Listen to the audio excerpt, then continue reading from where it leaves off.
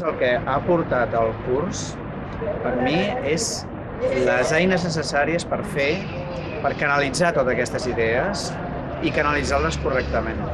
Ho vaig fer perquè crec en la necessitat de no tant de reinventar, sinó de reenfocar els negocis que ja fa uns anys que estem rotllant. I en el meu cas jo soc una persona molt inquieta i tinc moltes idees, a vegades crec que les tinc desgavellades i em necessitava posar ordre.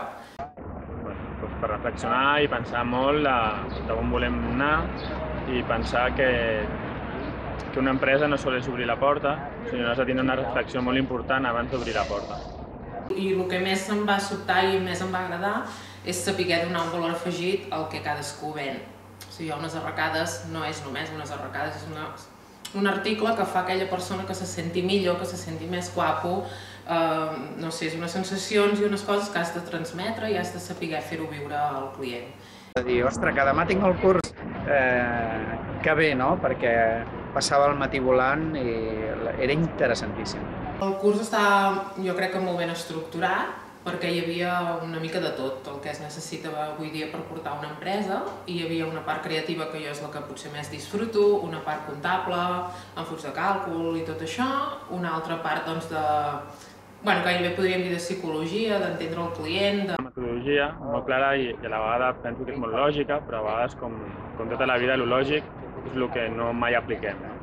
El fet de fer-ho durant uns llargs mesos doncs fa que també agafis molta confiança amb els teus companys de classe.